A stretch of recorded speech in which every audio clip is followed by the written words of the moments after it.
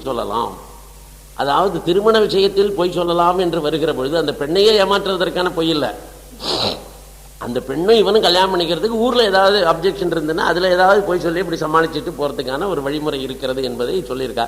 இதெல்லாம் சொன்னதுனால நீ ஒன்றும் சுக்கராச்சாரியாருக்கு வாக்கு கொடுத்தா அதை அப்படியே நடக்கணும்னு அவசியம் இல்லை. எனக்கு வாக்கு கொடுக்கணும். இப்போ நீ எனக்கு முக்கியம், இது முக்கியமா அது முக்கியமான தர்மத்தை ரெண்டையும் தூக்கிப்பார். அவனுக்கு கொடுத்த வாக்கை காப்பாற்ற போறியா இல்லை ஒரு பொம்பளை கேட்குற இதை கொடுக்க போறியா? இது ரெண்டுக்கு நடுப்புற ஏதாவது முடிவு பண்ணுன்னா இவனுக்கு எப்பவுமே பலவீனம். அதனால இது எது பெட்டர்னு பார்த்தான், இதான் பெஸ்ட்னு தோணிது. ஆகவே இந்த ரெண்டு தர்மத்தில் எந்த தர்மம்? இதுல தான் பீஷ்மாச்சாரியார் உயர்ந்து நிற்கிறார். பீஷ்மாச்சாரியாருடைய வாழ்க்கையை பற்றி நம்ம பின்னாடி பார்க்க போகிறோம். அவருக்கு இது போன்ற ஒரு இக்கட்டான சூழ்நிலை வருகிறது. அந்த நேரத்திலும் கூட இது போன்ற ஒரு சூழ்நிலை வருகிற போது இந்த கையிலையும் தர்மம் இருக்கிறது, அந்த கையிலையும் தர்மம் இருக்கிறது. அவ அம்மாவே சத்தியவதியை கேட்கிறா, டேய் எனக்காக தானடா நீ சத்தியம் பண்ணி கொடுத்த, எனக்காக தானடா வாக்குறுதி கொடுத்த, அந்த வாக்குறுதியை நானே மீறி என்று சொல்லுகிறேன், நீ எதற்காக கவலைப்படுகிறாய் என்று சொன்னா, அப்படி பண்ணினால் இவருக்கு செக்ஸுவல் பிரஷர் கிடைக்கும், ஒரு பெண்ணை கல்யாணம் பண்ணி கொள்ளக்கூடிய பாக்கியம் கிடைக்கும். ஆனா அந்த நேரத்தில் கூட பீஷ்மர் அப்படி உயர்ந்து நின்றுட்டார். பீஷ்மாச்சாரியார் ஏன் உயர்ந்தவர் என்றால், தர்மம் எது என்று வருகிற போது என்னுடைய இந்திரிய நிகிரகம் எதில் இருக்கிறதோ அதில் தான் தர்மமே தவிர இந்திரியங்கள் செல்வதற்கு அனுமதி கொடுப்பது தர்மம் அல்ல. இவன் இந்திரியங்கள் செல்வதற்கு அனுமதி கொடுத்துட்டான், அது இஷ்டப்படி செஞ்சுக்கலான்னு சரின்னு சொல்லி அவளோட இருந்துட்டான். இருந்தவனா அவளுக்கு 3 குழந்தை பிறந்துருச்சு. பரிச்சையா 3 குழந்தை பிறந்தது. இந்த 3 குழந்தை பிறக்கிற நேரத்தில் என்னெல்லாம் ஹியூமன் சைக்காலஜி மகாபாரதங்கிறது நான் எப்பவுமே இந்த சும்மா இந்த கதை சொல்லிட்டு போறதுக்கு விரும்புறதில்லை. ஏன்னா இந்த கதை யார் வேணா எங்க வேணாலும் படிச்சுக்கலாம். ஆனா இந்த ஒவ்வொரு கதைக்கும் உள்ள இன்டர்பிரேஷன் இருக்கு பாருங்க, இடையில இருக்கிற சம்பவங்களுக்கு உள்ள இன்டர்பிரேஷன் மெசேஜ் அது ரொம்ப வைட்டல்.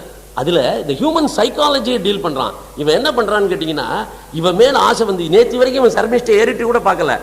2 குழந்தை அவளுக்கு பிறந்திருக்கு தேவயானைக்கு. அது வரைக்கும் சர்மிஷ்டா இவங்கிட்ட தான் வேலைக்காரியா இருக்கா. ஆனாலும் கூட ஒரு நாள் கூட அவள் பார்த்ததே கிடையாது, ஒரு நாள் கூட பழகினது கிடையாது, ஒரு நாள் கூட பேசினது கிடையாது. அப்படிப்பட்ட இருந்தவன் இப்படி ஒரு நிலைமை வந்து இவளை கல்யாணம் பண்ணி இவளுக்கு 3 குழந்தை பிறக்கிற நேரத்தில் என்ன நினைச்சானா, அந்த தேவயானியை நினைத்தால் பாகற்காயாய் கசக்கிறது, இந்த சர்மிஷ்டையை நினைத்தால் தேவாமிர்தமாய் இனிக்கிறதுன்னு. இவளை எப்ப நினைச்சாலும் எனக்கு இனிக்கிறது, அவளை எப்ப நினைச்சாலும் பாகற்காயாய் கசக்கிறது. அது மட்டுமல்ல, பாம்பாய் பயமுறுத்துகிறாள் என்னை தேவயானி அப்படிங்கிறான். இதெல்லாம் நீங்க பாருங்க, இன்னைக்கும் எவ்வளவு வீட்டுக்கு தெரியாம சின்ன வீடு செட்டப் பண்றதான்னு வச்சுங்க, அவனுக்கெல்லாம் கதி இதே தான். அவனுக்கு அந்த பாம்பாய் பயமுறுத்திட்டு இருப்பான். ஆம்படையா அவன் மனைவி நிச்சயமா பயமுறுத்துவா, அவனை பாம்பா வந்து பயமுறுத்துவா கனவுல. எல்லாத்தையும் எப்ப தெரிஞ்சிருமோ, எப்ப வெடிக்குமோ, என்னைக்கு ஆபத்தோ, என்ன வந்துருமோன்னு சொல்லி அவன் நடுங்கிட்டே இருப்பான். அது மட்டும் இல்ல, அதே போல பாகற்காய கசக்கவும் ஆரம்பிச்சிருவா. அவன் ரொம்ப அழகியா இருப்பா, ஆனா இவன் பிடிச்சி வச்சிருக்கிற கேஸ் ஒண்ணுமே இருக்காது. ஆனாலும் கூட அவளே கொஞ்சம் கசப்பா, இவ ரொம்ப இனிப்பா. இது உலகத்தினுடைய இயல்பு, இந்த சைக்காலஜி அங்க டிஸ்கிரைப் ஆகிருக்கிறது. அப்படி இருக்கிற போது தேவயானி என்ன பண்ணா, இவளுக்கு இந்த விஷயம் தெரியக்கூடாதுங்கிறதுனால அவளை ட்ரக் அடிக்ட் ஆக்கிட்டான். நல்லா கவனிச்சிங்க, மனைவியை ட்ரக் அடிக்ட் ஆக்கி விட்டுக்கிறான் யயாதி. இந்த ட்ரக் அடிக்ட்னா என்ன, அவளுக்கு போதை மருந்து கொடுக்குறான். போதை மருந்து கொடுத்து அவள் எப்போ பார்த்தாலும் போதையிலேயே இருப்போம். அப்படி போதையில் இருக்கிற போது தன்னை சுற்றி என்ன நடக்கிறதுனே அவள் கவலைப்படலை. இந்த சர்மிஷ்ட விவகாரத்திலே அவள் கவலைப்படலை. அப்படியே 2 வருஷம் ஆகி 3 வருஷம் எல்லாம் போயிடுது. போனதுக்கப்புறம் ஒரு நாளைக்கு இந்த தேவயானி என்ன பண்ணுறா, தெரியாதனமா அவளுக்கு அந்த போதையிலேருந்து கொஞ்சம் விலகிட்டா. ஆனாலும் அவளுக்கு என்ன நடந்திருக்குன்னே ஒன்றும் தெரியாது. அப்போ இந்த கார்டன் ஹவுஸ் பக்கம் சர்மிஷ்டையை பார்க்கலாமேன்னு போனான். சர்மிஷ்டையை பார்க்கலாமேன்னு போன உடனே அவள் சொன்னா, இங்கே 3 குழந்தைகள்லாம் விளையாடுதே, இதெல்லாம் யாருன்னு கேட்டா. என் குழந்தைகள் தான். அவள் உன் குழந்தைன்னா உனக்கு தான் கல்யாணமா இல்லையா, உனக்கு எப்படி குழந்தை பிறந்தது அப்படின்னு கேட்டா. இல்லை இல்லை, ஒரு முனிவருடைய அனுகிரகம்னு. அவள் அது ஒரு ரிஷி வந்து எனக்கு அனுகிரகம் பண்ணார், அந்த அனுகிரகத்தினால வந்த குழந்தைகள் இதெல்லாம். நான் கல்யாணம் பண்ணிக்கல, காமசுகத்துக்காக நான் ஒன்றும் செய்யலை அப்படி இப்படின்னா. அப்படியான்னு சொல்லி இவன் நம்பிட்டா, பேசாமல் இருந்துட்டா. அதுக்கப்புறம் 2 நாள் கழிச்சு மீண்டும் ஒரு முறை அந்த கார்டன் ஹவுஸ் போனால், இப்போ சர்மிஷ்டை கிடையாதுங்க. ஆனால் அந்த 3 குழந்தைகளும் விளையாடிட்டு இருந்தது. அந்த 3 குழந்தைகளும் விளையாடிட்டு இருந்தவொடனே இவன் என்ன பண்ணா, அந்த 3 குழந்தைகளையும் கொஞ்சம் உத்து பார்த்தா. அன்றைக்கி முதல் நாளைக்கு அவ்வளோ கிளைனாக கவனிக்கல. இப்போ 2வது நாள் போன போது அந்த குழந்தைகளை கொஞ்சம் உத்து கவனிச்சா நம்முடைய புருஷன் ஜாடை இருக்கேன்னு பார்த்தா. இந்த 3 குழந்தைகள் முகத்துலையுமே நம்ம புருஷன் ஜாடை தெரியுதுன்னு சொல்லிட்டு சந்தேகம் வந்து இந்த குழந்தைகளை கூப்பிட்டு, டேய் உங்கள் அப்பா யாருன்னு கேட்டா. அந்த நேரம் பார்த்தா இங்கே வரணும் இவன் யயாதி. அந்த நேரம் பார்த்து யயாதி அந்த அப்பான்னு ஓடி போய் 3 கட்டிக்கிச்சு. நீங்க பாருங்க, ஒரு சீரியல் எஃபெக்ட் இருக்கு பாருங்க. நீங்க சீரியல்ல என்ன பாக்குறீங்களோ இன்னைக்கு, அந்த சீரியல் எஃபெக்டை வியாசர் இன்னைக்கு கொடுத்திருக்கார் மகாபாரதத்துல. மகாபாரதம் தான் சோர்ஸ் ஆஃப் இன்ஸ்பிரேஷன் ஃபார் சீரியல்னு நான் சொல்லிட்டு இருக்கேன். அதனால நீங்க புரிஞ்சுக்கணும், அதே எஃபெக்ட்ல அவர் கொடுக்குறார். உடனே அப்பான்னு போய் கட்டின்றுச்சு. இது அப்பான்னு போய் கட்டினதுக்கு அப்புறம் வேற என்ன விளக்க வேண்டி கிடக்கல, அவ்வளவுதான் முடிஞ்சு போச்சு. இவளுக்கு ஆத்திரம் ருத்ர தாண்டவம் ஆடுறா. உடனே சர்மிஷ்டையை கூட்டு திட்டுறா, ஏண்டி வேலைக்காரி நாயே, உனக்கு என்னடி திமிரு, எவ்வளவு திமிரு இருந்தா நீ இப்படி பண்ணிருப்ப, அப்படி பண்ணிருப்பேங்கிறா. உடனே எங்க ஒரு கை உன்னை பார்த்து விட்டுறேன்னு சொல்லி நேரம் சுக்கராச்சாரியர்கிட்ட போனா, சுக்கராச்சாரியர்கிட்ட கம்ப்ளைண்ட் பண்ணா, உங்க மாப்பிள்ளை என்ன பண்ணிட்டார் பாருங்க, இப்ப அன்னைக்கு உங்கள்கிட்ட வாக்கு கொடுத்து இப்படி பண்ணிவிட்டாரு எனக்கு. அது மட்டும் இல்லை, எனக்கு என்ன ஆத்திரம் தெரியுமா, எனக்கு 2 பிள்ளை அவளுக்கு 3 பிள்ளைன்னா. இதுல வேடிக்கை பாருங்க, அந்த கம்ப்ளைண்ட்ல கூட மகாபாரதத்துல இந்த வார்த்தைகளை சூஸ் பண்ணி போட்டிருக்காங்க. எனக்கு இவ்வளவு வருஷம் என் கூட வாழ்க்கை நடத்தி எனக்கு 2 பிள்ளைய தான் கொடுத்துருக்கான் இந்த மனுஷன், அவளுக்கு 3 குழந்தைய கொடுத்துருக்கான், 3 பிள்ளை, எனக்கு 2 பிள்ளை. அப்படி இருக்கும் போது அவளுக்கு அதிகமான மதிப்பு கொடுத்துருக்கான்னு தெரியுது இல்லையா? அப்படி இப்படின்னா உடனே சுக்கராச்சாரியார் கோவம் வந்து அங்கேருந்து வந்தார். 2 பேருக்கு கான்வர்சேஷன் கொஞ்சம் நீள்றது, அதை நான் சொல்ல விரும்பல. அப்போ ஒரே ஒரு வார்த்தை சொன்னார் சுக்கராச்சாரியார், அப்பா நீ செஞ்சது தப்பு இல்லையான்னு. இல்லை, நான் ரெண்டு பக்கமும் யோசிச்சு பார்த்தேன். தர்மத்தை அவளும் சொன்னா, நீங்களும் தர்மம் சொல்றீர்கள். இந்த 2 விஷயத்தையும் பார்த்தபோது எனக்கு அனுகூலமான தர்மம் அதுவா பட்டது. அவன் ஒத்துட்டான் பிராங்கா, அது அனுகூலமா பட்டது, எனக்கும் சௌரியமா இருந்தது அது. அதனால நான் சரிஞ்சுட்டேன். அது மட்டும் இல்லாமல் ஒரு பெண்ணு இப்படி கேட்டு அந்த பெண்ணுகிட்ட அதை மறுக்கக்கூடாத ஆடவன் என்று நம்ம தர்மசாஸ்திரம் சொல்லியிருக்கு. அப்படி ஒரு பெண்ணு கேட்டாள் என்று சொன்னால் அந்த உறவை தர வேண்டும் என்று ஆடவனுக்கு ஒரு விதிமுறை இருக்கிறது. அதனால நான் கொடுத்தேன், நான் என்ன செய்ய முடியும் அப்படின்னா, சரி நீ எப்படி இருந்தாலும் எனக்கு கொடுத்த வாக்குறுதியை மீறிட்ட, அதனால உனக்கு நான் இப்பொழுது சாபம் இடுகிறேன். அதாவது நீ உடனடியாகவே கிழவனாக மாறிவிடுவாய், முதுமையை அடைந்து விடுவாய். அந்த முதுமையை அடைந்து எந்த ஒரு இளமையை வைத்துக் கொண்டு இவளை இந்த இல்லற இன்பத்தை அனுபவிக்கலாம் என்று நினைத்தாயோ அந்த இல்லற இன்பத்தை அனுபவிக்க முடியாதபடி நீ முதுமையை அடைவாய் என்று அவர் சாபமிட்டார். யயாதி, இளைஞனாக இருந்த யயாதி குடுகுடு கிழவனானான். இந்த இடத்துல நம்ம நிறுத்திட்டு நாளைக்கு பார்ப்போம். வான் முயல் வழாது பெய்க மலிவளம் சுரக் பெயரளவும் பெயராதாள் பூணியல் மார்பகத்தாள் ஐவர் பூவை திரௌபதி புகழ்கதையை மானியல் தமிழ் பாட்டால் நான் வகுத்திட கலைமகள் வாழ்த்துகவே. இந்த கடந்த 2 நாட்களிலே ஒரு சின்ன அனௌன்ஸ்மெண்ட் பண்ணணும்னு நினைச்சேன். இங்கே வந்திருக்கிறவர்கள் தயவு செய்து இந்த செல்போனை கொஞ்சம் நேரத்துக்கு ஆஃப் பண்ணி வச்சிடுறது நல்லது. ஏனென்றால் அது இடையில தொந்தரவாக இருக்கு.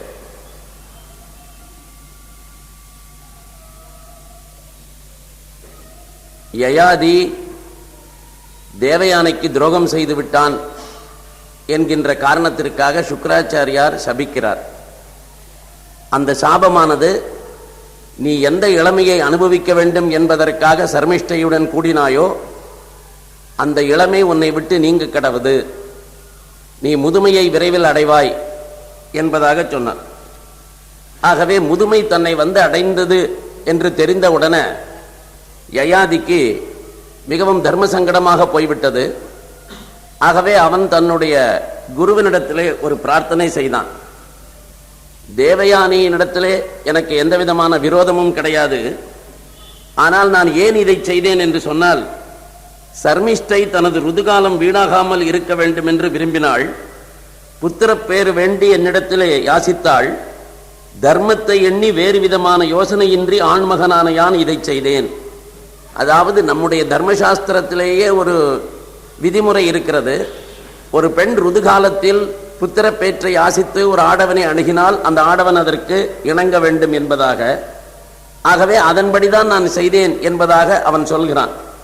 ருதுகாலத்தில் அதற்குரிய பயனை அளிக்க வேண்டும் என்று ஒரு பெண் ஆண்மகனை ஆசித்தால் தர்மம் தெரிந்தவன் அதற்கு இணங்க வேண்டும். அவ்வாறு செய்யாவிடில் கருவை சிதைத்தவனுக்குரிய பாவம் அவனை வந்து சேரும். யார் எதை கேட்டாலும் தருவது என்பது என்னுடைய விரதம். அந்த விரதத்திற்கு விரோதமாக நடப்பது பாவம் என்பதால் சர்மிஷ்டையுடன் கூடினேன். இந்த மூப்பு என்னை விட்டு போக அருள் புரிய வேண்டும் என்று அவன் வேண்டினான்.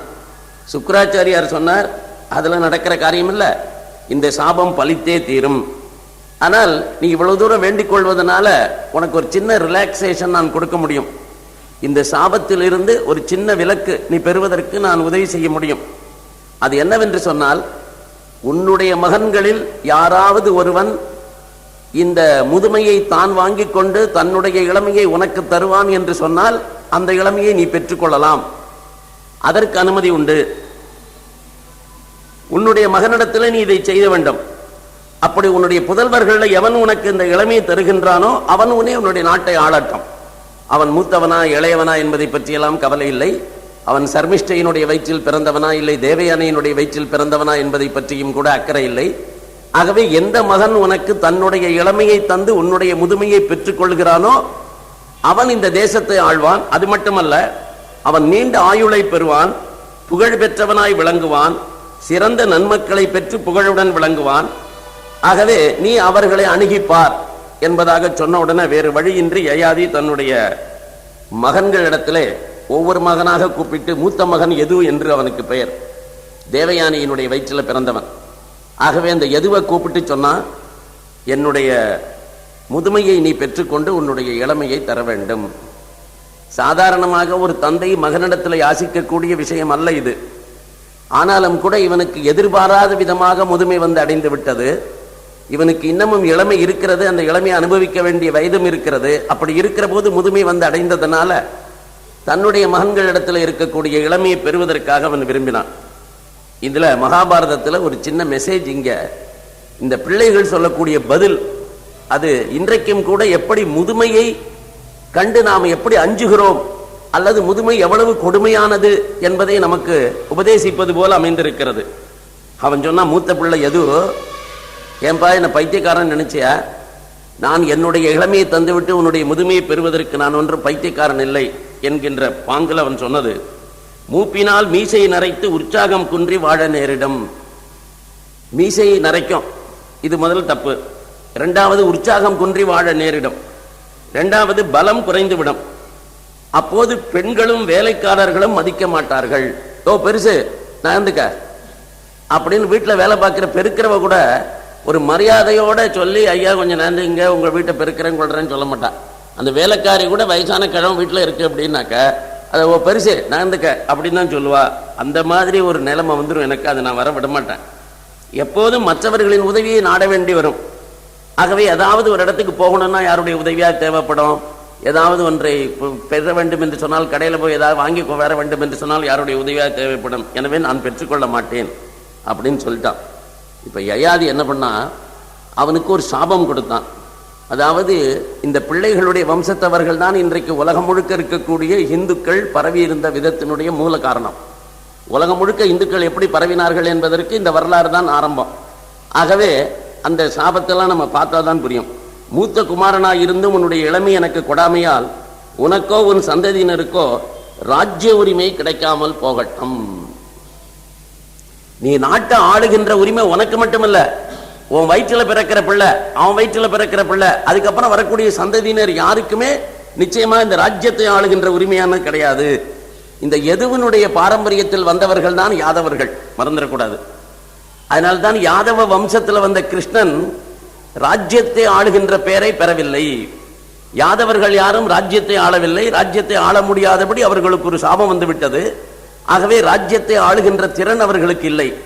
ஆகவே ராஜ்யத்தை ஆளுகின்ற பொறுப்பு கிருஷ்ணனுக்கு கூட இல்லை. இதைத்தான் சிசுபாலன் சுட்டிக்காட்ட போகிறான் முதல் மரியாதையில. நாம் ராஜசூயாகத்தில் இதை பார்க்க போகிறோம். யுதிஷ்டிரனுடைய ராஜசூயாகத்தில் இந்த விஷயம் ரொம்ப விவரிசையாக வரப்போகிறது. அப்பொழுது நாம பார்ப்போம் அவன் என்னெல்லாம் திட்டுறான்னு சொல்லிட்டு. அப்படி திட்டுவதில் ஒரு திட்டு என்னன்னா, டே கேவலம் ராஜா கூட இல்லடா, நீ கூப்பிட்டு மரியாதை பண்ணணும்னா அதுக்கு ஒரு ராஜாவா இருந்தாலும் பரவாயில்ல, ஒரு ராஜாவாக இருப்பதற்கு தகுதியற்ற இந்த கிருஷ்ணனுக்கா நீ முதல் மரியாதை செய்தாய் என்று அவன் கேட்க போகிறான். அப்படி கேட்பதற்கு அவனுக்கு எந்த முகாந்திரம் எப்படி அமைந்தது என்று சொன்னால், யாதவர்கள் யாரும் மன்னர்களாக இருக்க முடியாது, நாட்டை ஆள முடியாது, ராஜ்ய உரிமை இல்லை. இன்னொன்று, இந்த யாதவர்களுடைய பரம்பரையில் வந்திருக்கிற 3 கிளான், பின்னாடி அது வரப்போகிறது, 3 கிளான், போஜர்கள் என்று ஒரு கிளான் வரும்.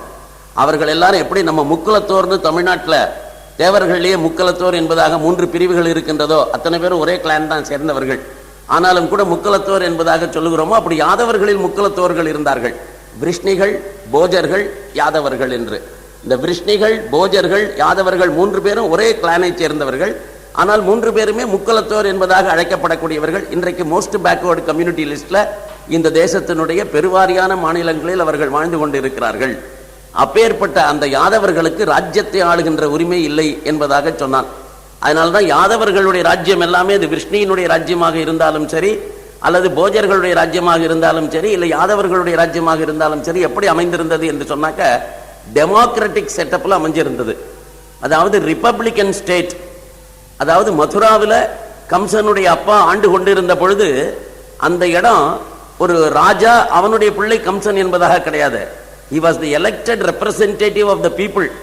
அவனுடைய பிள்ளை கம்சன். எப்படி ஒரு காலத்தில் எலெக்டட் ரெப்ரசன்டேட்டிவாக இருந்த இந்திரா காந்தியினுடைய கையில் இருக்கக்கூடிய அதிகாரத்தை எல்லாம் சஞ்சய் காந்தி தன்னுடைய கையில் எடுத்துக்கொண்டானோ, அதை போல கம்சன் ஒரு நாளைக்கு திடீர் என்று இவருடைய கையில் இருக்கக்கூடிய எல்லா விதமான உக்ரசேனருடைய கையில் இருக்கக்கூடிய எல்லா அதிகாரத்தையும் தன்னுடைய கையில் எடுத்துக்கொண்டான். அதனால அவன் ராஜா பிள்ளை அப்பாவை சிறையில போட்டான் என்று சொன்னால், யாரை போட்டான்? ஒரு குடியரசு ஆட்சியில எலெக்ட் பண்ணி இருக்கிற ஒருத்தனை எலெக்ஷனே இல்லாம அன்கான்ஸ்டிடியூஷனலாக ஒரு எக்ஸ்ட்ரா கான்ஸ்டிடியூஷனல் ஆக்டாக அவன் செய்தான் அதை. ஆகவே இவன் வெளியில கான்ஸ்டிடியூஷனுக்கு வெளியில இருக்கிறான் கம்சன். ஆனால் இவனுடைய தந்தை எலெக்டட் ரெப்ரசன்டேட்டிவ், ஆனால் அவனை தூக்கி சிறையில போட்டுவிட்டு அந்த அதிகாரங்களை தன்னுடைய கைவசப்படுத்துகிறான். அதனால்தான் கிருஷ்ணன் அவனை கொன்று மீண்டும் அந்த ராஜ்யத்தை உக்ரசேனரிடத்தில் அவன் திரும்ப கொடுக்கிறான். ஆகவே இந்த ராஜ்யத்தை திரும்ப கொடுத்தா அதெல்லாம் ஆண்டார்கள் என்று சொன்னால் அப்பா பிள்ளைன்னா உடனே ராஜா ராஜகுமாரன் என்பதாக நினைக்கக்கூடாது. இவ சொல்லி என் எலெக்டட் ரெப்ரசன்டேட்டிவ்ங்கிறதுக்காக இந்த இடத்துல சொன்னேன். சரி, முதல் பிள்ளை இப்படி சொல்லிட்டான். அதனால யயாதி என்ன பண்ணா, தேவயானியினுடைய வயிற்றில் பிறந்திருக்கிற இரண்டாவது பிள்ளையின் இடத்துல போய் கேட்டான். அவன் பேர் துர்வசு என்று அவனுடைய பெயர். அவன் சொன்னா, அப்பா நானும் என்னுடைய முதுமையை கொடுக்க மாட்டேன். ஏன் கொடுக்க மாட்டேன்னாக்க, மூப்படைந்த ஒருவனால் காமசுகத்தை அனுபவிக்க முடியாது. இந்த இளமையில நான் அனுபவிக்க வேண்டிய விஷயம் காமசுகம். இதை உங்ககிட்ட கொடுத்துவிட்டு நான் இருக்கா தவிக்கணும், அதனால நான் செய்ய மாட்டேன். பலத்தையும் அழகையும் இது கெடுத்து விடும். எந்த பெண்ணும் என்னை ஏறிட்டு கூட பார்க்க மாட்டாள். அறிவையும் உயிரையும் பாதிக்கும். எனவே நான் ஏற்க மாட்டேன் என்று அவன் சொன்னான். உன்னை இவன் சாபமிட்டான். உன்னுடைய சந்ததியினருடன் நீ நரகலோகத்தை அடைந்து துன்பப்படுவாய். ஆகவே உனக்கு ராஜ்யம் இல்லைங்கிறது மட்டுமில்ல, நீங்கள்லாம் நரகத்துக்கே போவீர்கள் என்பதாக அவனுடைய சந்ததியினர் அத்தனை பேருக்கும் சேர்த்து ஒரு சாபம் கொடுத்தான். மூன்றாவது மகன் திர்க்யு. இவன் சர்மிஷ்டையினுடைய வயிற்றில் பிறந்தவன், அதுல மூத்தவன். அவங்கிட்ட கேட்டான். அவன் சொன்னான், மூப்பை அடைந்தவன் யானை, குதிரை, தேர் போன்றவற்றை பயன்படுத்தவோ பெண் இன்பத்தை அனுபவிக்கவோ முடியாது. இப்ப வீட்டில் வயசான ஒரு பெரியவர் இருக்கார். நேற்று வரைக்கும் அவர் கார் எடுத்துட்டு இண்டிபெண்டா போவார், ஸ்கூட்டர் எடுத்துட்டு எங்க வேணாலும் போவார். ஆனா ஒரு குறிப்பிட்ட வயசானவன வீட்டில் இருக்கிறவங்களான்னு சொன்னாங்க, இனிமே இந்த ஸ்கூட்டர் எடுக்கிற வேலை, இந்த கார் எடுக்கிற வேலையெல்லாம் வச்சுக்காதீங்க. உங்க வயசுக்கு என்ன உண்டோ அது மாதிரி இருங்க. எங்கேயாவது டிரைவருக்கு இவர் ஏற்பாடு இருந்தா அப்ப போனா போறோம், இல்லைன்னா நீங்க ஒன்றும் போக வேண்டாம். அப்படி என்று இன்றைக்கு நம்ம வீட்டில் இருக்கிற பெரியவர்களை நாம் எப்படி கட்டுப்படுத்துகிறோமோ அது போல அவன் சொன்னான், குதிரை தேரெல்லாம் பயன்படுத்த முடியாதுப்பா, அதனால அது ஒரு பெரிய பலவீனம். அது மட்டுமல்ல, இந்த பெண் இன்பத்தையும் அனுபவிக்க முடியாது, சொல் தடுமாறும், அதனால நான் முதுமை ஏற்றுக்கொள்ள மாட்டேன் என்று சொன்னான். இது எல்லாமே காலத்தினால எல்லா இடத்திலையும் ரெலவெண்டாக இருக்கிற காரணத்தினால நான் இதை சொல்கிறேன். யயாதி உடனே சாபம் கொடுத்தான், நான் விரும்பியதை கொடாமையால் நீ விரும்பி எதையுமே அனுபவிக்காமல் அவதிப்படுவாயாக. நீ இப்ப சொன்ன பாரு, நீ இதெல்லாம் நான் அனுபவிக்கணும், அதுக்காகத்தான் நான் இளமையோட இருக்கணும், உனக்கு முதுமை இது இளமையை கொடுக்க மாட்டேன்னு, அது எதையுமே நீ இளமையா இருந்தாலும் அனுபவிக்க முடியாதபடி நான் உனக்கு சாபம் கொடுக்கிறேன் அப்படின்னா. அப்ப நான்காவது மகன், இவனும் சர்மிஷ்டையினுடைய வயிற்றில் பிறந்தவன், அனு என்று அவனுக்கு பெயர். அவனிடத்துல கேட்டான், அப்பா என்னுடைய முதுமையை பெற்றுக்கொள், நீ உன்னுடைய இளமையை கொடுன்னு. உடனே அவன் சொன்னா, மூப்பை அடைந்தவன் சரியாக உண்ண முடியாது. வீட்டில் 1000 ஐட்டம் பண்ணி வைக்கலாம், ஆனா நம்ம பக்கத்தில் இருக்கிற எல்லாருக்கும் பரிமாறுவாங்க. ஆனா இந்த வயசானவங்க இருந்தாங்கன்னா அவருக்கு போடாதீங்க. அதுலேயும் பக்கத்தில் பொண்டாட்டி இருந்துட்டால்னா ரொம்ப ஆபத்து. அது என்னன்னு கேட்டாக்க, யாராவது ஒரு ஸ்வீட்டை வைக்க வந்தால் இல்லை அவருக்கு சுகர் ஒத்துக்காது, வைக்காதீங்க. யாராவது ஒரு எண்ணெய் பண்டம் சாப்பிட வந்தாங்கன்னா இல்லை அதெல்லாம் கொடுக்காதீங்க, அவருக்கு ஒத்துக்காது. இப்படி சொல்றதுக்குன்னே ஒரு அம்மா, ஒரு சொல்றதுக்குன்னே ஒரு பிள்ளை, இதெல்லாம் பக்கத்தில் இருக்குங்கள். அதனால உண்மையிலேயே சாப்பிடணும்னு நமக்கு ஆசை இருந்தாலும் இந்த வயசான காலத்தில் சாப்பிட முடியாது, எந்த காரியத்தையும் சரிவர செய்ய முடியாது, பெரும் துன்பத்தை அடைய நேரிடும். எனவே ஏற்க முடியாதுன்ட்டான். அவங்க சொன்ன காரணம்லாம் ரொம்ப லெஜிட்டிமேட் ரீசன்ஸ். அப்புறம் யயாதி சொன்னா, என்னுடைய மூப்பை நீ குற்றம் கூறினாய், எனவே உன் வம்சத்தினர் இளமை பருவத்திலேயே இறந்து போக கடவராக, நீங்கள்லாம் அல்பாயுசில் போயிடணுண்டா அப்படின்னு சொல்லிட்டு அவனுக்கு சாபம் கொடுத்துட்டான். இப்ப கடைசி பிள்ளை பூரு. அவன் சர்மிஷ்டையினுடைய வயிற்றில் பிறந்தவன். பூரு என்பது அவனுடைய பெயர். அவனிடத்துல வந்து கேட்டான், அவங்க கிட்ட இந்த மாதிரி என்னுடைய மூப்பை பெற்றுக்கொண்டு உன்னுடைய இளமை எனக்கு தர முடியுமான்னு கேட்டான். எத்தனை வருஷத்துக்கு? 1000 வருஷத்துக்கு, 1 2 இல்லை, for 1000 years he is demanding. 1000 வருஷ காலம் எனக்கு அந்த இளமையை கொடுன்னு கேட்கிறான். அப்பா அவன் சொன்னா, அப்பா தந்தையாகிய நீங்கள் குருவிற்கு சமானமானவர். உண்மையிலே அப்பா தான் குரு. அதனால்தான் எப்பொழுதுமே வெளியில குருவை தேடுவது என்பதே நம்முடைய சாஸ்திரத்துல தர்மத்துல இடம் கிடையாது. ஏனென்றால் சாஸ்திரமாக நம்ம எல்லாருக்குமே இந்த யஜ்ஞோபவீத தாரணம் என்பதாக 3 வர்ணத்தவர்களுக்கும் இருக்கிறது. அந்த யஜ்ஞோபவீத தாரணம் யாருக்கெல்லாம் இருக்கிறதோ அவர்களுக்கு காயத்ரி மந்திரோபதேசம் என்பதாகவும் ஒன்று இருக்கிறது. இந்த காயத்ரி மந்திரோபதேசம் என்பதை தந்தை தான் செய்கிறான். ஆகவே தந்தை தான் குரு. ஆகவே வெளியில ஒருத்தனை குருவாக தேடுவது என்பதே நார்மலா கிடையாது. அப்படி ஒரு கால் தந்தை அதற்கு தகுதி இல்லாவிட்டாலும் கூட தன்னை தகுதிப்படுத்தி கொண்டு அந்த கர்மாவை செய்து கொடுக்க வேண்டும் என்பதுதான் சாஸ்திரம். ஆகவே இவன் சொன்னா, குருவிற்கு நீ சமானம், அதனால உன்னுடைய நீ சொல்லுகிற அந்த விஷயத்தின்படி நான் நடந்தாக்க எனக்கு நிறைய புண்ணியம் கிடைக்கும். அது மட்டுமல்ல, குருவனுடைய ஆசையை எவன் பெறுகிறானோ அவன் எல்லா விருப்பங்களையும் உலகத்தில் அடைய முடியும். அதனால எனக்கு இதை விட பெரிய பாக்கியம் எதுவும் இருக்க முடியாதப்பா, ஆகவே நீ கொடுத்துரு அப்படின்னா. நீங்கள் விரும்பியபடி என்னுடைய இளமையை நீங்க ஏற்றுக்கொண்டு உங்களுடைய கேட்டுத்தனத்தை எனக்கு தாருங்கள், மகிழ்ச்சியோடு இருக்கிறேன் அப்படின்ட்டு அவன். இந்த 5 பிள்ளைகள்ல இவன் ஒருத்தன் தான் ஒத்துண்டான். இவன் கடைசி பிள்ளை. இவன் சொன்னா, பூரு, கடமை தவறாதவனான உன்னை பார்த்து நான் பெரிதும் மகிழ்ச்சி அடைகிறேன். மகிழ்வுடன் என்னுடைய மூப்பை தந்து உன்னுடைய இளமையை பெற்றுக் கொள்கிறேன். உனது குலம், உனது நாடு, உனது மக்கள் இவர்கள் அத்தனை பேரும் திருப்தியுடன் வாழ்வார்கள். இந்த பூர்வனுடைய வம்சத்தவர்கள் தான் பௌரவர்கள். இந்த பௌரவர்களுடைய வம்சத்தில் வருகிற மன்னன் ஒருவன் குரு என்பவன் பின்னாளில் வருகிறான். அந்த குரு மிகவும் பிரఖ్యాதி பெற்ற ஒரு மன்னனாக இருந்த காரணத்தினாலே குருவினுடைய வம்சத்தவர்கள் என்பதாக பின்னாளிலே இவர்கள் கௌரவர்கள் என்பதாக அழைக்கப்படுகிறார்கள். ஆகவே அப்படிப்பட்ட அந்த பரத வம்சத்தினுடைய தொடக்கத்தில் எப்படி அந்த பரத வம்சம் தோன்றியது என்கின்ற விஷயத்தை ஜனமேஜயனுக்கு வைசம்பாயனர் சொல்லிக் கொண்டிருக்கிறார். இதை நாம தெளிவா அப்பப்ப ஞாபகம் வச்சுக்கணும். இந்த வைசம்பாயனர் என்பவர் சர்பயாகத்தில் ஜனமேஜயனுக்கு இந்த வரலாற்றை சொல்லிக் கொடுக்கிறார். அவனுடைய மூதாதையர்களுடைய வரலாறு. இந்த விஷயத்துல தன்னுடைய மூதாதையர்களுடைய வரலாற்றை தான் அவன் கேட்டுக்கொண்டிருக்கிறான். ஒரு தேசத்தில் இருக்கக்கூடிய மக்களுக்கு அவர்களுடைய மூதாதையர்களுடைய வரலாற்றை கூறுவது என்பது ரொம்ப அவசியம். எந்த தேசத்தில் மூதாதையர்களுடைய வரலாறு அந்த அடுத்த தலைமுறைக்கு கொடுக்கப்படவில்லையோ, எந்த ஒரு தேசத்தில் இருக்கிற மக்களுக்கு தரப்படவில்லையோ, அந்த தேசத்தில் இருக்கிற மக்கள் அத்தனை பேருமே நிச்சயமாக பெருமித உணர்வோடு வாழவும் மாட்டார்கள், தன்னுடைய தேசத்தினுடைய முன்னேற்றத்திற்காக பாடுபடவும் மாட்டார்கள். உண்மையிலேயே நமக்கெல்லாம் நம்முடைய முன்னோர்களை பற்றி எதுவுமே தெரியாது. நம்முடைய முன்னோர்களை பற்றி தெரிய வேண்டும் என்பதற்காகத்தான் ராமாயணம் மகாபாரதத்தை எல்லாம் ஊர்களில் அந்த காலத்துல அவரவர்களுக்கு புரிகிற மொழியில, அவரவர்களுக்கு புரிகிற நடையில இதையெல்லாம் சொல்லிக் கொண்டிருந்தார்கள். ஆனால் அதையெல்லாம் தடை செய்து விட்டோம், அல்லது அதற்கு மிகப்பெரிய ஏற்பாடு இன்றைய தினம் இல்லை. அந்த வம்சம் புண்டற்று போய் கொண்டிருக்கிறது. அதனால் அங்கே இல்லை. கல்வி மையங்கள்ல இதை பத்தி சொல்லிக் கொடுப்பதற்கான ஏற்பாடே கிடையாது. அபிமன்யு எப்படி வாழ்ந்தான், அர்ஜுனன் எவ்வளவு பெரிய வீரன், யுதிஷ்டிரர் எவ்வளவு பெரிய தர்மாத்மா, இது போன்ற விஷயங்கள் எல்லாம், கர்ணன் எவ்வளவு உயர்ந்தவன், இது போன்ற விஷயங்கள் எல்லாம் குழந்தைகளுக்கு தெரியவே இல்லை என்று சொன்னால், தன்னுடைய முன்னோர்களை பற்றி எதுவுமே தெரியாத ஒரு குழந்தைக்கு தன்னுடைய பண்பாட்டில் ஒரு பெருமித உணர்வு ஏற்படவே முடியாது. அதை ரொம்ப சூச்சகமாக தெரிந்து கொண்டுதான் ஆங்கில கல்வி என்பது இந்த தேசத்தில் அறிமுகப்படுத்தப்பட்டது. இதை நாம் எப்படி இழந்தோம் என்று சொன்னால், இந்த ஆங்கில கல்வியை அறிமுகப்படுத்துகிற போது மெக்காலே சொன்ன ஒரு வார்த்தை நமக்கு ரொம்ப relevant. I want to dehinduise the Hindu society. இந்துக்களாக இருந்து கொண்டே இந்து தன்மையை இவர்கள் இழக்கணும். அப்படி இழக்க செய்யறதுக்கு என்ன வழி? ஒரே ஒரு வழிதான். இவர்களுடைய முன்னோர்களை பற்றி இவர்களுக்கு எதுவுமே தெரியக்கூடாது. அப்படி தெரியக்கூடாதுன்னா நம்ம இங்கிலாந்தை பற்றி அவங்களுக்கு பாடம் நடத்தணும். இங்கிலாந்து தேசத்து மன்னர்களை பற்றிய பாடங்களை சொல்லி தரணும். தமிழ்நாட்டு ராஜராஜ சோழனை பற்றியோ ராஜேந்திரனை பற்றியோ இவனுக்கு எதுவுமே தெரியக்கூடாது. தமிழ்நாட்டில் எத்தனையோ மன்னர்கள் வாழ்ந்திருக்கலாம், அவர்கள் மிகப்பெரிய காரியங்களை எல்லாம் செய்திருக்கலாம். ஆனால் தமிழ்நாட்டு குழந்தைக்கு அது எதுவுமே தெரியக்கூடாது. ஆனா அவனுக்கு என்ன தெரியணும்? 6000 மைலுக்கு அந்த இருக்கக்கூடிய இங்கிலாந்துல எவன் மன்னனாக இருந்தான், எவன் என்ன பண்ணினாங்கிற விஷயம் எல்லாம் அவனுக்கு சொல்லிக் கொடுக்கணும். அப்படி சொல்லிக் கொடுத்தால், ஓஹோ, நம்முடைய முன்னோர்கள் எல்லாம் முட்டாள்கள், ஆகவே அவர்கள் ஒன்றுக்கும் லாயக்கில்லாதவர்கள். அதனால்தான் அவன் சொன்னான், இந்த ஸ்கூலுக்கு போகிற பிள்ளைக்கு என்ன தெரியாதுன்னு பாரதி பாடினான். வள்ளுவன் ஒரு காலத்துல மிகப்பெரிய ஒரு பெரியதை நமக்கெல்லாம் வழங்கியிருக்கிறாங்கிற விஷயம் இவனுக்கு தெரியாது. கம்பன் என்று ஒரு மானுடன் வாழ்ந்தது இவனுக்கு தெரியாது. காளிதாசன் கவிதை புனைந்தது இவனுக்கு தெரியாது. என்ன உலகத்துல எதையாவது ஒண்ணு தெரிஞ்சு வச்சிருக்கானான்னு பார்த்தாக்க ஒண்ணுமே கிடையாது. அது மட்டும் இல்ல, உம்பர்ல இருக்கக்கூடிய இந்த வானையும் கோளையும் ஆராய்ந்து சொன்னானே அன்றைக்கு, அவனை பற்றி பாஸ்கரன் மாட்சி, அவனுக்கு ஒண்ணுமே தெரியாது. ஆகவே இது எதுவுமே தெரியாதுன்னு தன்னுடைய சுயசரிதையில பாடி இருக்கிறான். அவன் அந்த ஸ்கூலுக்கு போவதற்கே அருவருப்போடு கூட விலகிட்டான். அவன் ஸ்கூலுக்கே போகல. இந்த குழந்தை அப்படி சொல்லித்த. விவேகானந்தர் இந்த ஸ்கூலுக்கு போனார், அவரும் இதே விஷயத்தை சொல்லி இருக்கிறார். அவன் போவே மாட்டேன்ட்டான் அந்த ஸ்கூலுக்கு.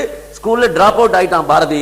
ஆனால் அப்ப சொன்னான், இந்த ஸ்கூலுக்கு போனா எனக்கு ஒண்ணும் தெரியாது, ஆங்கிலம் கல்வி பள்ளியில போனாக்க பேடித்தனமான கல்வி தான் கிடைக்கும், அங்க போனா ஆண்மை கிடைக்காது, பேடி ஆயிடுவான், ஆகவே நான் போக மாட்டேன் என்று சொன்னான். விவேகானந்தர் என்ன சொன்னார் தெரியுமா? நீ அந்த ஸ்கூலுக்கு போன உடனே உனக்கு சொல்லிக் கொடுக்கக்கூடிய முதல் வார்த்தை, உங்க அப்பா ஒரு முட்டாள், உங்க தாத்தா ஒரு படுமுட்டாள், உன்னுடைய முன்னோர்கள் எல்லாம் மூட நம்பிக்கை நிறைந்தவர்கள். ஆகவே உங்களால எதுவுமே உலகத்துல சாதிச்சதுல இன்றைக்கு விஞ்ஞான சாதனைகளாக நீ பார்த்து கொண்டு இருக்கிற எல்லா விஷயங்களுமே எங்களிடமிருந்து வந்தது. எலக்ட்ரிக் ட்ரெயின் யார் ஓட்டுறா? நாங்க ஓட்டுறோம். ட்ரெயின் அது பாக்குறீ, அது யார் ஓட்டுறா? நாங்க ஓட்டுறோம். போஸ்ட் ஆபீஸ் யார் கண்டுபிடிச்சா? நாங்க கண்டுபிடிச்சோம். தந்தி யார் கண்டுபிடிச்சா? நாங்க கண்டுபிடிச்சோம். பஸ் யார் கண்டுபிடிச்சா? நாங்க கண்டுபிடிச்சோம். டெலிபோன் யார் கண்டுபிடிச்சா? நாங்க கண்டுபிடிச்சோம். நீ என்ன பண்ண? இந்த கேள்வி கேட்ட உடனே நம்ம ஆட்களுக்கு அப்படியே பிரமிப்பாயிடுறது. உண்மையிலேயே நம்ம என்ன கண்டுபிடிச்சோம், ஆகவே நமக்கு ஒண்ணுமே செய்யலன்னு. ஆனா அவர்களுக்கு என்ன புரியவில்லை என்றால், உலகத்தினுடைய மேற்கத்தியவர்கள் இதையெல்லாம் கண்டுபிடித்துக் கொண்டிருந்த காலகட்டத்தில் நாம் நம்முடைய அடிமைத்தனத்தில் சிக்கி தவித்துக் கொண்டு நம்முடைய ஜீவாதார உரிமைகளுக்காக போராடி கொண்டிருந்தோம். 1000 ஆண்டு காலம் இந்த தேசம் இஸ்லாமுக்கு அடிமைப்பட்டு கிடந்தது. அந்த இஸ்லாமியர்களை தொடர்ந்து எதிர்த்து நம்முடைய ஜீவ மரண போராட்டத்தில் ஈடுபட்டு கொண்டிருந்த காலகட்டத்தில் தான் அந்த 1000 ஆண்டு காலத்துல, அதுக்கப்புறமா ஒரு 200-300 வருஷம் கிறிஸ்தவர்களுடைய ஆட்சி. அப்பேற்பட்ட காலகட்டத்தில் ஒரு 500 ஆண்டுகளுக்குள்ளாகத்தான் மேற்கத்திய நாடுகள் எல்லாம் முன்னேறின. மறந்துடக்கூடாது. அந்த 500 ஆண்டுகளுக்கு முன்னதாக என்ன நிலைமை என்று சொன்னால், இந்த உலகத்திலேயே நாம் தான் உயர்ந்தவர்களாக இருந்தோம். அதுல எந்த விதமான சந்தேகமும் இல்லை. நாம தான் எல்லாமே கண்டுபிடிச்சோம், நாம தான் எல்லாம் சொன்னோம். அன்றைக்கு கிரேக்கம், அன்றைக்கு சீனம், அன்றைக்கு இருக்கக்கூடிய எகிப்து, அவர்கள் எதை கண்டுபிடித்தார்கள், அவர்கள் எதை சாதித்தார்கள் என்பதையெல்லாம் பார்க்கிற போது அதை விட உயர்வான சாதனைகளை நாம் மட்டுமே தான் செய்திருந்தோம். அவர்கள் யாருமே இந்த சாதனைகளை செய்யவில்லை. இது தெளிவா புரிஞ்சுக்கணும். ஆனா நம்ம ஆட்களுக்கு அதெல்லாம் புரியறதுக்கான ஒரு வாய்ப்பே இல்லாமல் செய்துவிட்ட காரணத்தினால இந்த முன்னோர்களை பற்றி தெரிந்து கொள்ள முடியாமல் போய்விட்டது. நாம போகிற போக்குல ஆங்காங்கு நம்ம எந்த அளவுக்கு உலகத்திலேயே உயர்ந்தவர்களாக விளங்கினோம் என்பதை எல்லாம் பார்ப்போம். அதனால அப்பப்ப நான் சொல்றாத 1000 ஆண்டு காலம் இவன் இளமையை அனுபவித்தான். அப்படி அனுபவித்தும் கூட ஆசை தீரல. இந்த ஆசை தீரவில்லை என்பதை 1000 ஆண்டு காலத்திற்கு பின்னாலே தான் அவன் உணர்ந்து கொண்டான். அதனால அவனுக்கு மனசுல ஒரு வைராக்கியம் பிறந்தது. அப்ப ஒரு மனிதன் விரும்பியதை அனுபவிச்சுட்டா அந்த ஆசை தீந்துடும் நாம நினைக்கிறோம். ஆனா அது அப்படி இல்லை. ஒரு ஆசையை நாம தூய்ப்பதற்காக போய் அந்த விரும்பியதை, நான் விரும்பியதை கிடைத்த உடனே அதை மேலும் அதிகரிக்கிறதை தவிர குறையற காணோம். இது எப்படி இருக்குன்னா, எரியற நெருப்புல நிறைய நெய்யை ஊற்றுவது போல இருக்கிறது. ஆகவே அந்த தீயில நெய்யை விட்டாக்க அது அணையுமோ? அணையவே அணையாது. அது இன்னும் கொஞ்சம் பற்றி எரியும். அதுபோல தீயை ஒருவன் நெய்யை விட்டு அணைப்பதற்கு முயற்சி செய்வது போல இந்த ஆசைகளை, நம்முடைய விருப்பங்களை நிறைவேற்றிக் கொள்வதன் மூலமாக நாம தீர்த்துக் கொள்வதற்காக முயற்சி செய்கிறோம். ஆனா அது தீர்றதில்ல, அது அதிகமாகிறது. அதனால இப்பதானே அதை புரிஞ்சுக்கிட்டேன். இந்த ஆசை என்னங்கிற தீயில நம்ம என்னெல்லாம் போட்டோமோ அதெல்லாம் ஒண்ணுமே நடக்கல. இந்த மண்ணா இருக்கட்டும், பொன்னாக இருக்கட்டும், பெண்ணாக இருக்கட்டும், எத்தனை நகை வாங்கினாலும் என்னைக்காவது ஒரு நாளைக்கு திருப்தி வர போறதா இல்ல. எவ்வளவு நிலம் வாங்கினாலும் என்றைக்காவது ஒரு நாளைக்கு திருப்தி வர போகிறதா இல்லை. எத்தனை பெண்களை திருமணம் செய்து கொண்டாலும் சரி, திருமணம் செய்து கொள்ளாமல் சின்ன வீடுகளாக செட்டப் பண்ணி ஊருக்கு ஒரு சின்ன வீடு வச்சிருந்தாலும் சரி, அப்பவும் கூட இந்த ஆசையெல்லாம் ஒண்ணு விட போறதில்ல. ஆகவே எதுவுமே இவனை திருப்தி அடைவதில்லை. ஒரு நிலையை அடைந்த பிறகு மேலும் மேலும் வேண்டும் என்கின்ற ஆசைதான் ஏற்படுகிறது. ஆகையால் இதற்கு தீர்வு ஆசைப்பட்டதை அனுபவிப்பதில்லை, ஆசையை விட்டு ஒழிப்பதுதான் அப்படிங்கிற உண்மையை அவனுக்கு புரிந்து கொள்வதற்கு 1000 வருஷம் ஆச்சு. இது மகாபாரதத்தில் யயாதிக்கு வேணா 1000 வருஷம் ஆயிருக்கலாம். உங்களுக்கும் எனக்கும் 1000 வருஷம் ஆகக்கூடாது. ஏன்னா 1000 வருஷம் வாழ போறதில்லை. நமக்கு வாழ்க்கையே 100 வருஷம் தான். அந்த 100 வருஷத்துலையும் கூட 80, 85, 90, 95 இப்ப கொஞ்சம் லாங்கிவிட்டி கூடி இருக்கு. அதனால 100 வயசை எட்டக்கூடிய வாய்ப்பு கிட்டத்தட்ட 90% மக்களுக்கு இருக்கிறது. அப்படி 100 வயசை எட்டினா கூட நிச்சயமா நாம புரிஞ்சிக்க வேண்டியது, ரொம்ப ரைட் ஏஜ்லயே புரிஞ்சிக்க வேண்டிய விஷயம், குறைஞ்சபட்சம் ஒரு 40 வயசுலயே புரிஞ்சிக்க வேண்டிய விஷயம், 25 வயசுலயே புரிஞ்சிக்க வேண்டிய விஷயம் என்னன்னு கேட்டாக்க, இந்த ஆசை என்பது என்ன, எதற்காக நான் உலகத்தில் இருக்கக்கூடிய இந்த இன்பகரமான பொருள்களை எல்லாம் தேடி ஓடுகிறேன். இந்த சயின்ஸை டெக்னிக்கை தெரிஞ்சுட்டா அப்புறம் நாம இந்த பொருள்கள் எல்லாம் தேடி ஓடவே மாட்டோம். இதைத்தான் நம்முடைய முன்னோர்கள் செய்தார்கள். ஆகவே அவர்களுடைய ஆராய்ச்சியே எதுல இருந்ததுனாக்க, நான் எதுக்காக ஒரு விஷயத்தை அடையணும்னு ஆசைப்படுகிறேன்.